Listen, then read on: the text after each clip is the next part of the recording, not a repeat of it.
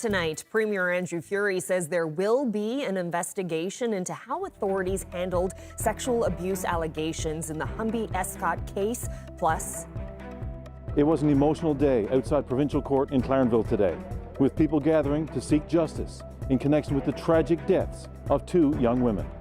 We've lost everything. Everything. She had so much going for her.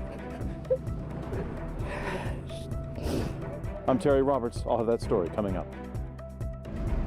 The first day is kind of gut-wrenching, picking her up from school because she was still in the same diaper that she went to school in that morning. Parents and advocates say the province's inclusive school program is failing students, and they're calling for an official review. And a major discovery under the water near Fogo Island, where researchers found a rare soft coral garden. This is CBC Here and Now.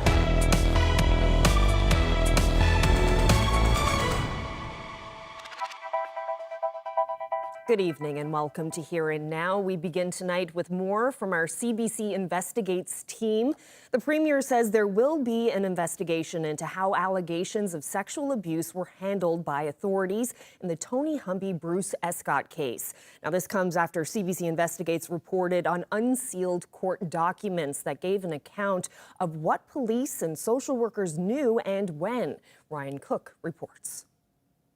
Details are scant at this point, but Premier Andrew Furey announced via social media this morning that he's directing the province's child and youth advocate to investigate new information coming to light related to sexual abuse allegations in the Tony Humby-Bruce Escott case. Both men face a combined 86 charges. Humby has pleaded not guilty and is headed to trial in March. Escott, meanwhile, has reached a plea deal with the Crown. This week, CBC Investigates reported on search warrant documents which remain untested in court that show Humby was investigated by police in 2007 when a 16-year-old went to the RNC to allege that Humby raped him at his trailer on Hussey Drive. The documents say Humby was cleared after one interview with police and a rape kit was destroyed. Police revisited the case last year, this time pressing a charge of sexual assault. That complainant has now hired a lawyer to sue the RNC. He wonders if there would have been no other victims if they had taken his complaint seriously. Then there's the case of a man who alleges he told his social workers in 2009 or 10 that he was being abused by Humby and Escott. He says nothing was done. They said that they would get the RNC involved to come talk to me, and no one ever did. The Office of the Child and Youth Advocate confirmed today that it has received a request from the Premier. The scope of the investigation remains unclear. Advocate Linda Clemens-Spurl won't be commenting further at this time. Meanwhile, opposition leader Tony Wakeham says government needs to figure out if the advocate is even the best person for the job. I would hope that now that the Premier has announced it, that somebody from the department will be sitting down with the Child Youth Advocate, doing up a terms of reference, finding out if the Child Youth Advocate is indeed the right person to do this or not. What exactly role can the Child Youth Advocate play? Those discussions need to be happening immediately. Wakeham says if it's not the advocate, then perhaps a retired judge could be the best bet to look into the allegations and how they were handled. We aren't aware of a timeline right now, but Wakeham says it's essential this is done in short order. Ryan Cook, CBC News, St. John's. Well, there was an emotional scene outside a courthouse in Clarenville today. It was all connected to a tragic highway collision in January that left two young women dead and a veteran Labour leader facing serious charges. Here now's Terry Roberts reports. They wore pink. They displayed photos, hung banners from their vehicles. They chanted, We're here for justice today for Haley and Aaron. And they cried. This was the scene outside the courthouse in Clarenville this morning, where more than 50 people, many still grieving, gathered to send a message about the dangers of impaired driving and to call for justice. January 21st was a dark day. What's life been like for this family since then? A nightmare that we can't wake up from. We've lost everything. Everything. Granddaughter. everything. Our life is completely changed. This is Haley Keating of Long Harbour, Placentia Bay. And this is Erin Pretty of Dildo, Trinity Bay. Best friends, 22 years of age. 8 months ago, they took a Sunday drive to Clarenville. But on their return that afternoon, tragedy struck. It was Haley Keating's first car, purchased exactly 2 months before this deadly crash on the TCH near Arnold's Cove. At just after 3 o'clock, Haley's small Hyundai and a larger Chevy SUV collided, head-on. Erin Pretty, seated in the passenger seat, died at the scene. Haley Keating was badly injured and died a week later. The driver of the SUV was pulled from his burning vehicle by passers-by, and police say he showed signs of impairment. Evidence of the violent wreckage still litters the roadside. The man at the center of this case, Austin Deere, in his early 70s, a labor leader. He's facing 2 charges of impaired driving causing death and 2 counts of dangerous driving causing death. His case was called today, one of 5 impaired driving cases on the docket. And this crowd was here to send a message. I was hoping to meet him here today, but he didn't have the courage to stand up for what he did. And to make sure 2 vibrant and beloved young women are not forgotten. She was my life. She's my blue-eyed blondie. And she was always smiling. If you knew her, you loved her. She had so many friends. This is not right. We can't have anything else like this happen, especially...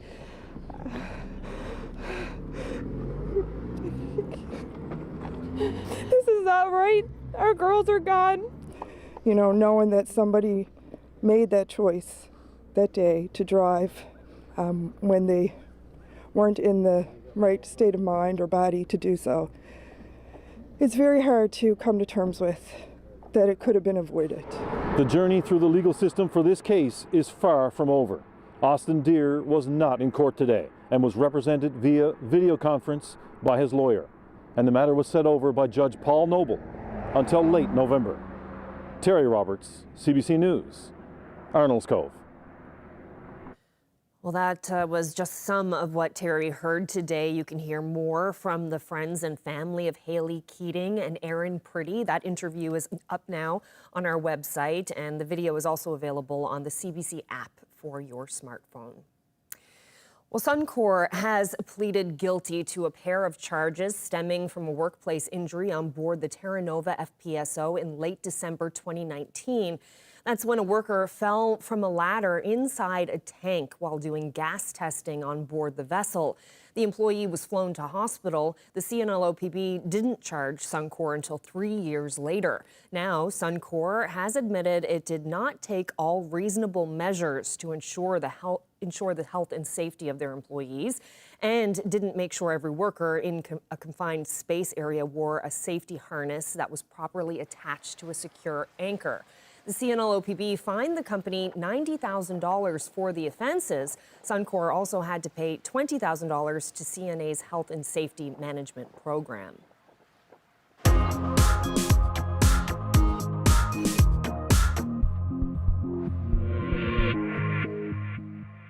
The province's Autism Society wants government to review the inclusion education system. It says many schools are failing to give students the quality education they're entitled to, and staff are receiving limited support as well. Here Now's Maddie Ryan has more.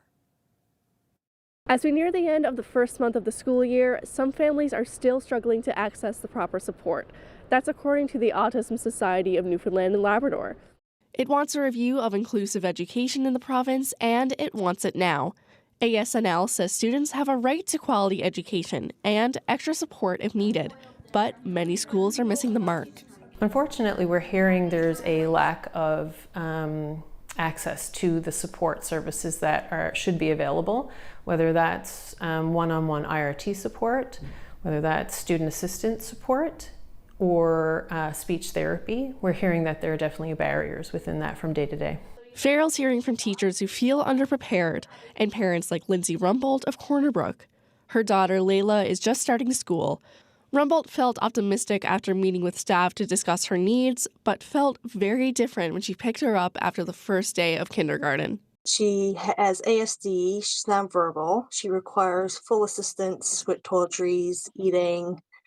She's a big flight risk. So that was things we really stressed in the meeting, was mainly her safety. And the first day was kind of gut-wrenching, picking her up from school because she was still in the same diaper that she went to school in that morning. So that is going on 7 hours in the same soiled diaper. Layla has access to a student assistant who's also responsible for 2 other students in 2 different grades. Rumbold fears her daughter is being left alone at times and left behind. It's a concern the Autism Society hears often from parents. It's really difficult year after year, talking to the school, having people say, yes, we really want to help, but our hands are tied, there's not enough resources. So we're really at a point where we need a shift because there are multiple children that are dealing with this right now and not being able to access the supports.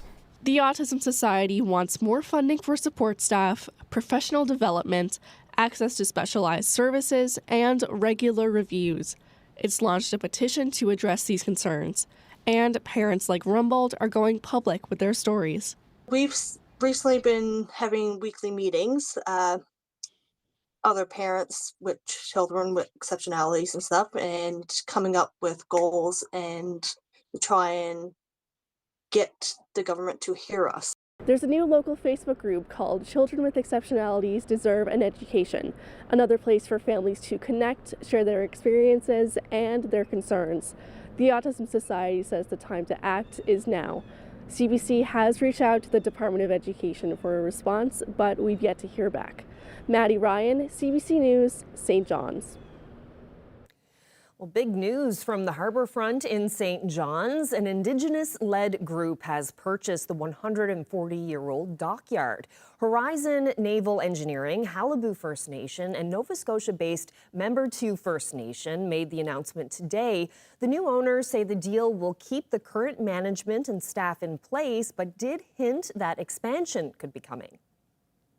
Today, we are proud to announce that by next month, together as partners, we will be acquiring New Dock.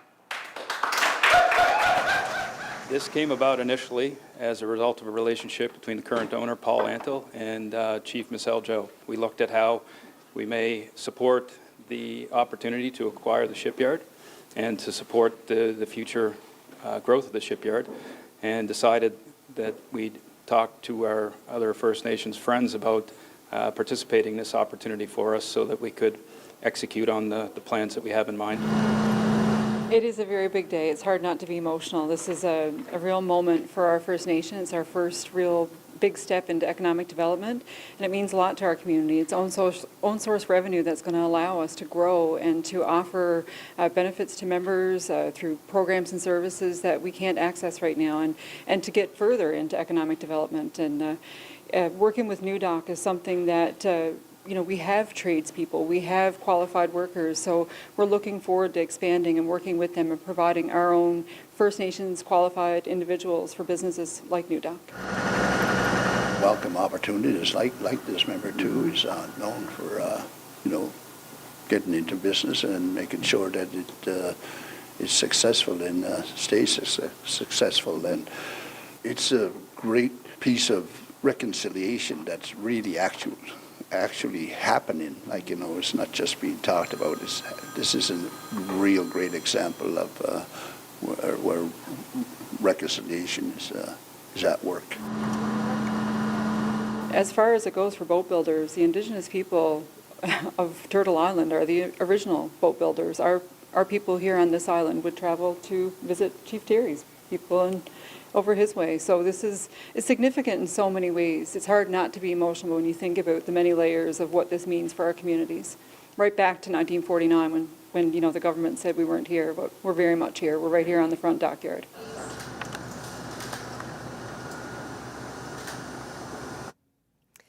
Well, OceanGate touted NASA's role in building the Titan submersible, but at the ongoing inquiry into the tragedy, the agency testified today that it barely helped at all. Our Heather Gillis has been following the Coast Guard's investigation in South Carolina and brings us the latest.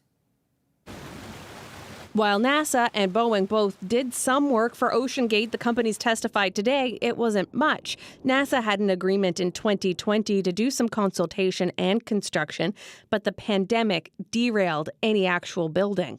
The Aeronautics and Space Agency did, though, consult virtually on how to test a smaller scale of Titan's hull. Still, NASA's engineer was asked to weigh in on defects in Titan's hull.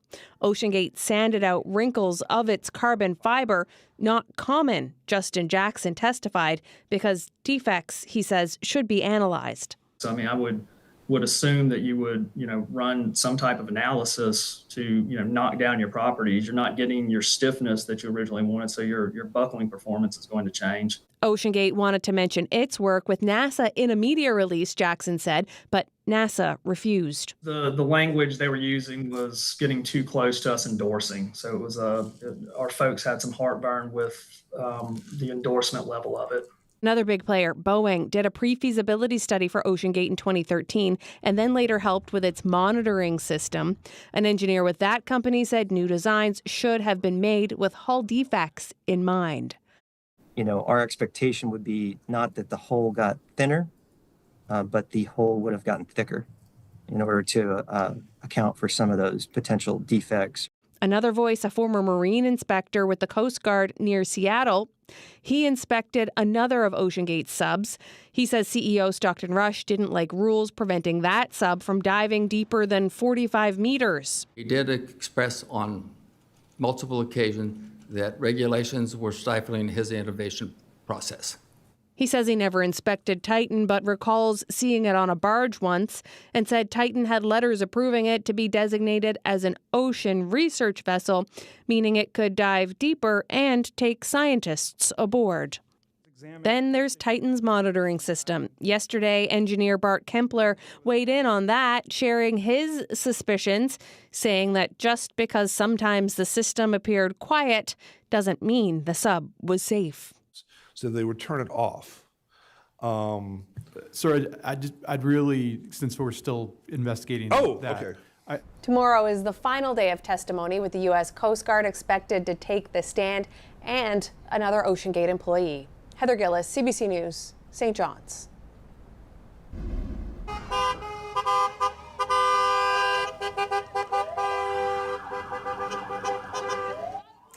Well, that was the scene yesterday evening in Pasadena when the town came together to celebrate the Pasadena Pirates. The under-13 AA boys baseball team went undefeated in New Brunswick this summer to win the Atlantic Baseball Championships. It's a big win for the boys, and the town wanted to mark it. I think it shows a lot about the town and what they value, valuing children, young people in their passions and celebrating sports and celebrating accomplishments, and it just becomes a whole big family. Like you don't just go and win Atlantics, you do it and celebrate with the whole town. It's pretty great. Very cool experience, especially for baseball. It's one of my favorite sports. I've been watching baseball for a very long time, and I've always wanted something like this to happen to me. Yeah? It's a very cool experience. Here's something very special. This is a soft coral garden researchers just discovered northeast of Fogo Island. You can see how dense it is, which Munn says is rare. But what's even more unusual is how shallow the water is. This is about 50 meters deep. It's dark, too. Munn says unlike tropical corals, these soft corals don't need sunlight to live. Early estimates from researchers suggest the garden spans about 10,000 square meters of sea floor within the Funk Island Deep Marine Refuge. Helene Broad was the first person to lay eyes on this coral garden using a camera system she both designed and deployed, and she got to share the moment with her research team. They got to see real-time exploration and be a part of what it means to find something like this to make use of the time and space that we had, and also kind of sharing the joy of the discovery as well, because it was, I think this might be a once in a lifetime, opportunity for someone like me to come across a habitat like this. And it was a real privilege to share it with everybody on board. A lot of anxiety comes through what's called intolerance of uncertainty. And improv really teaches you to embrace that uncertainty. Still to come on Here and Now, we'll take you to a St. John's improv event happening this weekend, and they're on the lookout for more talent. The forecast improved for some of us across the province. There is some more sunshine in the forecast as well for some of us. We'll get into all the details coming up.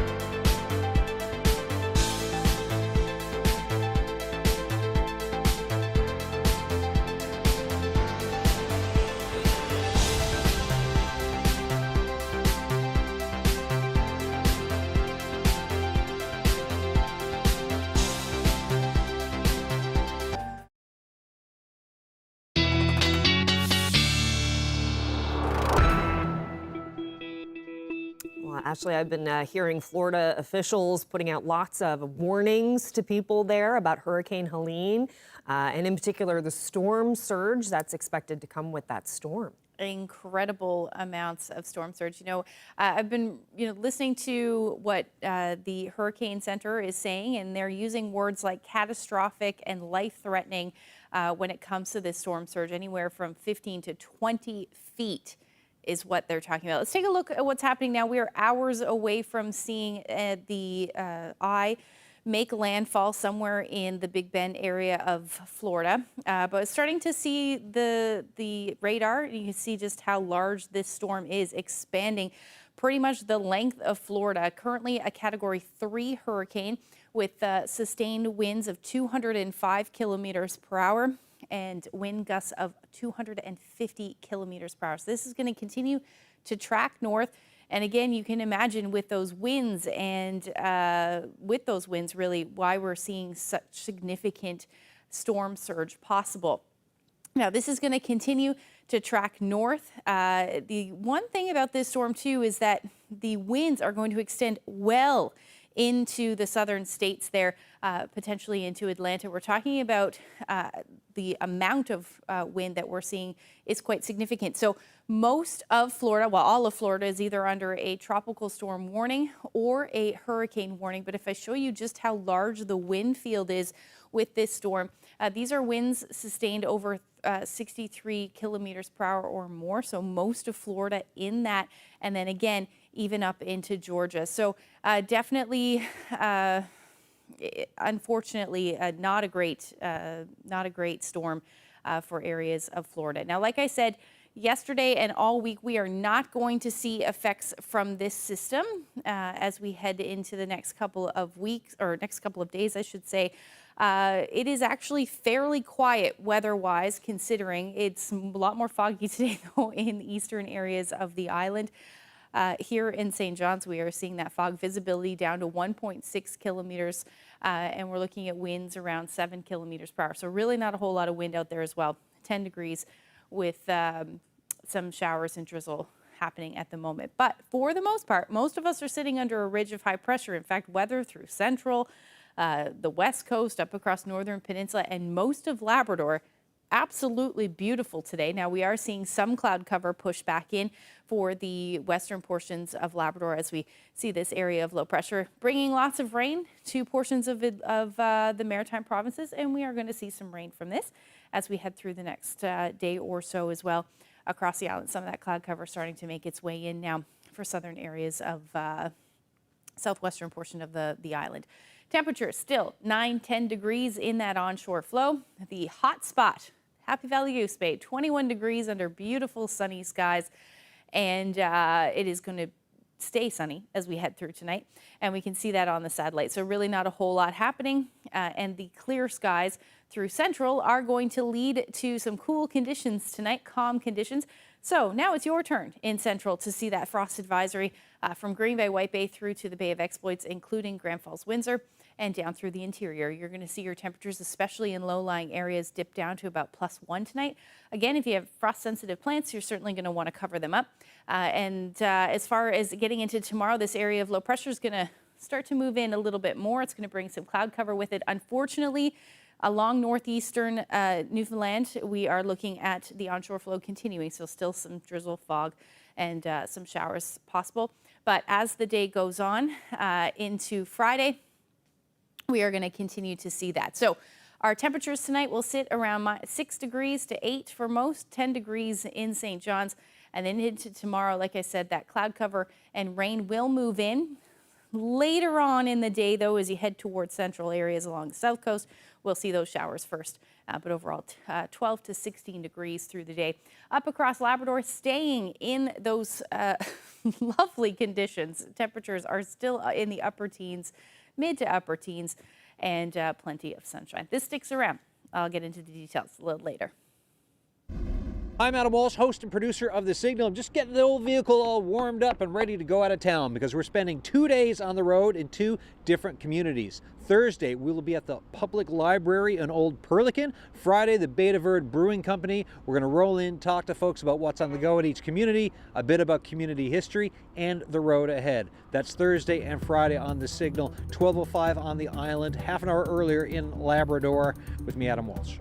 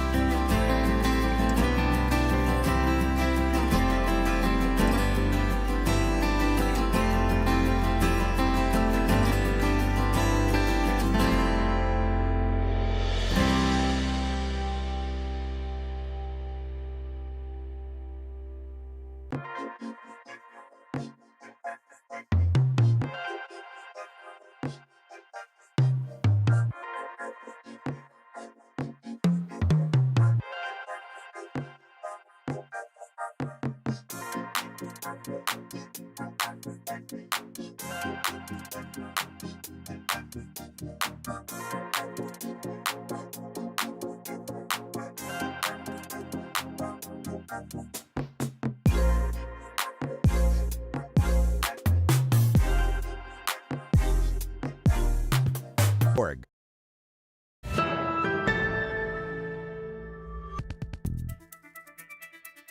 Well, if you're a gardener, then you're probably familiar with the Canadian Hardiness Zone map. It tells you what kinds of plants can grow and survive in your area. The Avalon Peninsula, for example, is largely in the 5B zone. Well, Natural Resources Canada is currently working on updating the Hardiness Zone map for the first time in about a decade. The new map is expected to be revealed sometime this year or early next year. Our next guest is one of the people working on that update to the Hardiness Zone map. Dan McKenney is a research scientist with Natural Resources Canada. He's in Sault Ste. Marie, Ontario. Thank you so much for being here. Well, thank you, Carolyn. Well, first of all, can you explain what the Hardiness Zone map is and the factors that decide which areas fall into which particular zone? The Hardiness map is just a general map that gives people an idea of what can grow where, if you want to put it simply. It's based on some work that Agriculture Canada scientists did back in the 1960s. They established planting sites, if you like, common garden trials, in 108 locations right across the country, and for 174 plant species. And then they saw how they survived over a few years, and then they developed a statistical analysis relating the survival to a number of different climate variables. Things like the minimum temperature of the coldest month, the maximum temperature of the hottest month, rain from June to November, wind, which is obviously an issue in Eastern Canada. Can you talk about why the Hardiness Zone map is being updated now? Well, the fact is that climate is changing. Although these zones are based on average values, every 10 years or so, there are things called climate normals, which are based on 30-year average periods. So the period of 1961 to 1990, 1971 to 2001, and now it's 1991 to 2020. So now is a time to update them and see if things have changed. The last time we did it, things did change somewhat, although not so much in the east as in the west. The west is experiencing more rapid changing climate that incorporates the various Hardiness Zone variables. So how big of a role is climate change playing in this? Well, I think it's adding additional variables and variability to what makes plants survive. And I always like to say that the Hardiness Zones are just a guide. They're not perfect. Every year is different. Every winter is different. I'm sure that that's the case there as it is here in Sault Ste. Marie. This year was a very different winter for us.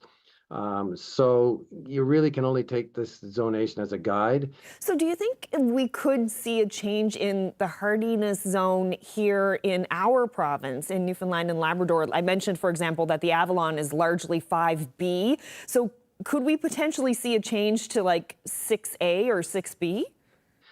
It's hard for me to predict. I think it's going to be fairly similar. I think the big changes we've seen are just actually in the last few years, like since 2020. So it might not be incorporated in this time's update, the update that we do this year. But you never know. It might be. And I know that people are always trying to push the envelope, if you like, about what they can grow in their locations. So sometimes the plants have not been tested.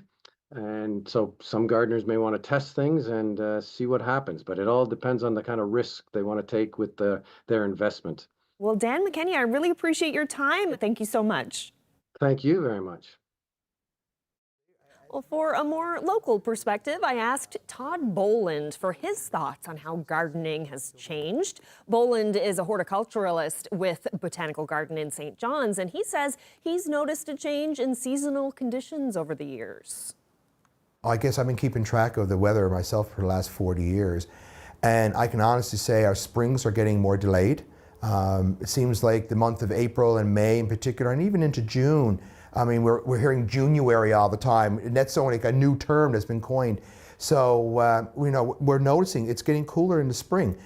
On the other side of the coin, however, our falls are getting later. So it's like the whole growing season's been shifted like a month now. So, so your things are slowing down in the spring as far as how early you can start to put things out. But then if you're growing things like dahlias, they might still be flowering well into October, whereas traditionally a killing frost probably would have wiped them out by the end of September. So we are seeing a whole shift in the growing season. At least I'm noticing that, and I'm noticing it's getting windier. In particular, in the winter months, we're starting to see a lot more winter storms. And we always got our hurricanes, the tail ends of hurricanes and whatnot. But now we're getting these, these weather bombs. You're hearing, I never heard talk of a weather bomb 40 years ago, but now we're hearing it all the time. So all part of this whole climate change, we're starting to see things more dramatic kind of weather. And that's going to have an impact upon our hardiness zones. So a good example is this plant called crocosmia, and it's a bulb. It comes from South Africa. You never think anything from South Africa could be hardy here in Newfoundland. And I've always wanted to grow this particular plant. It's beautiful. It's related to gladiolus, but it's like a hardy gladiolus. And I could never grow it. I've tried in several different places in my garden. My friends in Nova Scotia were growing it. I could not grow it. Now I can put it anywhere in my garden and it grows. So I can see that it's been one dramatic change. And that's just one example that I can think of right off the top of my head, where now suddenly we're able to grow a plant, which traditionally I think that plant's like a zone 6, and we can grow that solidly now, not a problem. Whereas, like I said, 20, 30 years ago, I had a real tough time trying to grow it. It's an exciting idea to think that maybe we could end up being in a place where we could grow things that we couldn't grow before. The excitement part of it, I was hoping to live long enough to see palm trees growing in Newfoundland. But, it's funny you should say that. There are people here now in the city that are growing Japanese or Chinese fan palms, which are zone 7. Okay, it's a zone 7 palm. And they're protecting it like nobody's business through the winter months. But because the winter temperatures are not getting that cold now, if you can just protect them from the wind, because the wind in the winter is a big problem, then they're surviving. So, will we have coconuts in the future? I'd like to think so, but I know realistically probably not. But still, I think as gardeners, we can get excited by the fact that it's like suddenly we're having this new palette of plants, which traditionally we didn't even consider, that now, well, maybe we can get away with growing some of these things. So I think the future in some respects can be bright.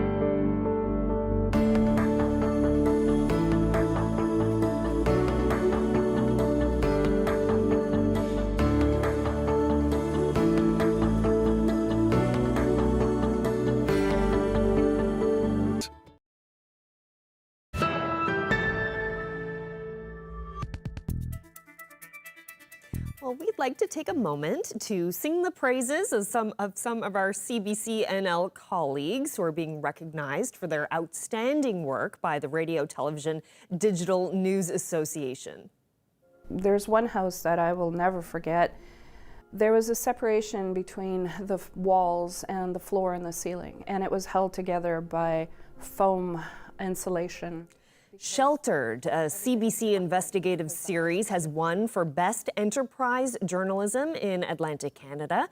In that series, reporter Ariana Kelland examines the province's housing crisis, like this story from Nain. She spoke to the people living it firsthand and dove into the policies and politics behind the crisis.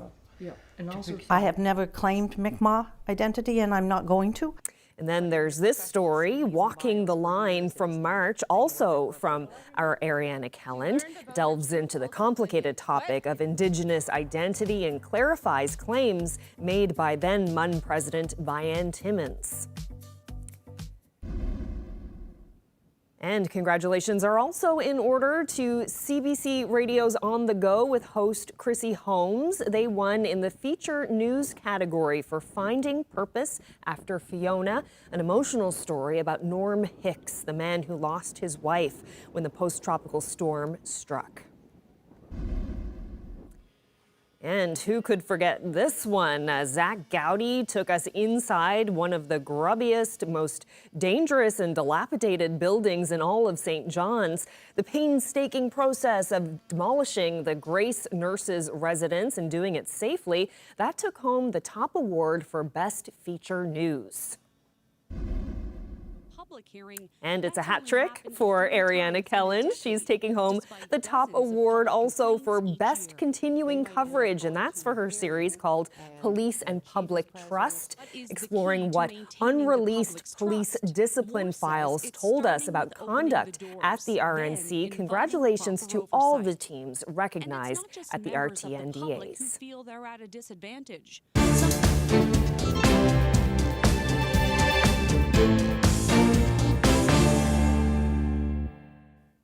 French President Emmanuel Macron is in Canada for a brief visit. He met with Prime Minister Justin Trudeau in Ottawa and also in Montreal. What a real pleasure, it always is, to welcome my friend Emmanuel Macron to Canada. Obviously, throughout the year, we have lots of opportunities to talk and exchange and work together on large issues, but having you here is a real pleasure, as always.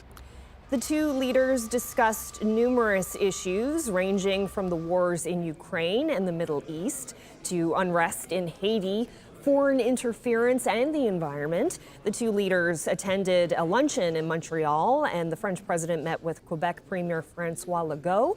Macron made his Canadian stop on his way home from the UN General Assembly this week in New York. Well, months of investigation and controversy have led to unprecedented indictments against a sitting mayor of New York. Eric Adams is facing 5 separate counts, including bribery, conspiracy, and fraud. As the indictment alleges, Mayor Adams engaged in a long-running conspiracy in which he solicited and knowingly accepted illegal campaign contributions from foreign donors and corporations. Federal officials raided the mayor's official residence early this morning. His phone was among the items seized. The indictments allege Adams accepted lavish gifts from Turkish officials and business people. In exchange, Adams is accused of improperly using his influence to get city approvals for the opening of the Turkish consulate in Manhattan. Adams says he's innocent and says he won't resign as New York's mayor.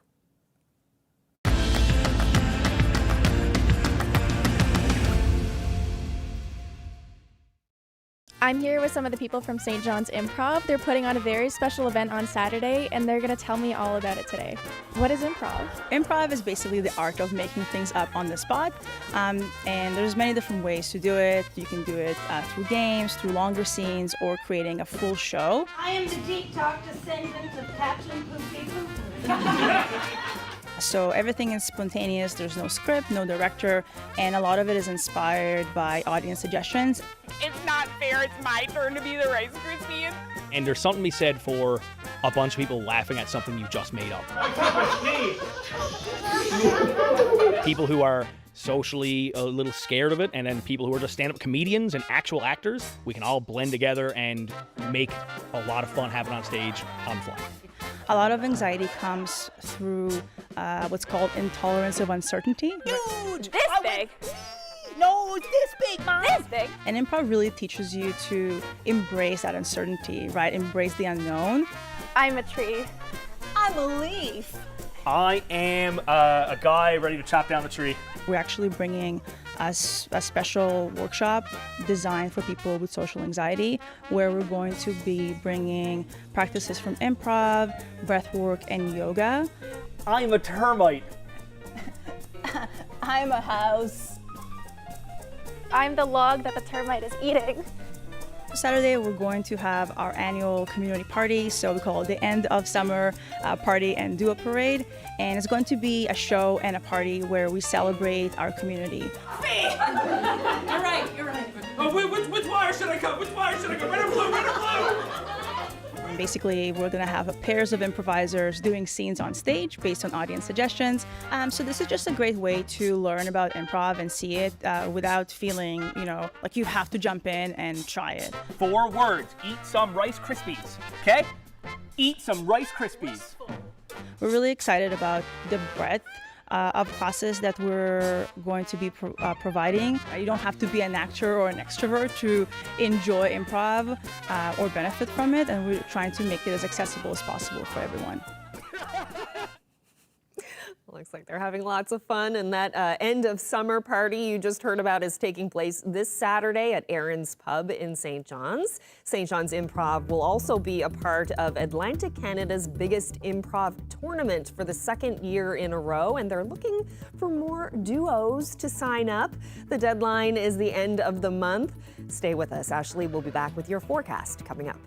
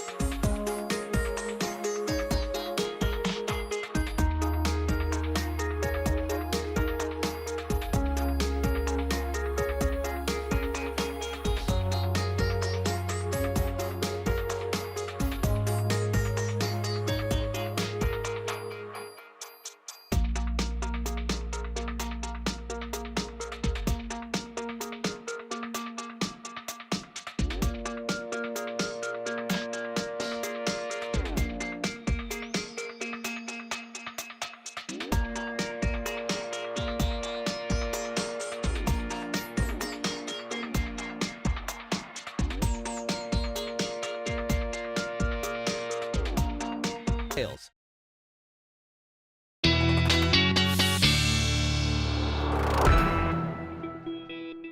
Okay, so tomorrow is Friday, and we're heading into a long weekend for some people. That's right. Truth and Reconciliation Day on Monday. So how is the weekend looking? There's some rain in the forecast. For some of us. It's going to be unsettled again, but this time because of an area of low pressure that we're really going to start to see the effects of tomorrow. So let's take a look at what's going on. So that area of low pressure will stay to the south, but it does look like areas along southern Newfoundland will see some effects from this area of low pressure. So that means some showers. That onshore flow will continue as well along the northeast coast. So that means we're still looking at the chance of definitely cloud cover, definitely the chance of some periods of drizzle, and maybe even a few showers in there as well. Now, Labrador, different story. Still pretty nice, especially into the afternoon and evening hours for central areas of Labrador and even towards the coast. Now, there's still a chance that we'll see some cloud cover for western portions of Labrador. But again, like I said, most of the island will be experiencing some cloud cover through the day. And at this point, the showers along the south. So overall, daytime highs will still, pretty much be where they have been for the last week and a half in St. John's, 12 degrees. And as you head towards central and the west coast, a little warmer than that, so 15 to 17 degrees. Northern Peninsula, you're still 12 to 13 through the day, but the temperatures up across Labrador, incredibly lovely, 20 to 21 degrees, even 17 up across Nain for your Saturday. As we head into Sunday, that area of low pressure still hanging around to the south, but that chances of showers and drizzle will continue for eastern Newfoundland right as we head through Sunday morning. Now, there is a chance we will see some clearing at times into the afternoon, and by that I mean some periods of sun in the mix there. The best chance of seeing clearing will be central, west coast, south coast of the island as well. And then we're looking at that for southeastern portions of Labrador. Now, another round of showers is going to move in across the western portion of Labrador and towards the coast through the day. And that will head towards central areas of Labrador as we head through the overnight period. But overall, 16 to 21 degrees along the strait, a tad cooler, and the northern peninsula as well. You'll hover around 15 degrees through the day. Temperatures across the island, pretty nice for the west coast, 18 degrees, 16 through central. Along the south coast, anywhere from 14 to 17 degrees, and hanging on to that temperature around 14 for St. John's. But again, still have the chance of us seeing some peaks of sun in the mix there. Unfortunately, by the time we get into Monday and Tuesday, periods of rain possible. Keeping an eye on that forecast with temperatures between 12 to 14 degrees. So we've been seeing a whole lot of drizzle, but it does look like we'll be seeing the potential for some rain. That will be the story for central Newfoundland as well by the time we get into Tuesday, but that's a pretty nice weekend stretch of weather, even into Monday. Western Newfoundland, you'll see some showers by the time we get into Monday, and that will continue into Tuesday, dropping your temperature down to single digits. And eastern Labrador cooling down by Monday, recovering a little bit into Tuesday, but overall a lovely long-range forecast for western Labrador as well, with your daytime highs between 12 to 16 degrees. Sticking with the theme of the Northern Lights dancing away this time, this was last night in Goose Bay. Wow, my goodness. Isn't that beautiful? Mike shared this incredible. shot. Yeah, it's such a great photo. Thank you for that. If you have any weather photos, send them to nlphotos@cbc.ca, because I know that the lights have been dancing away up in Labrador, so we'd love to see them. We had a wonderful photo last night from Nain. That's right. Gorgeous. So quite the show in Labrador for sure. Yeah.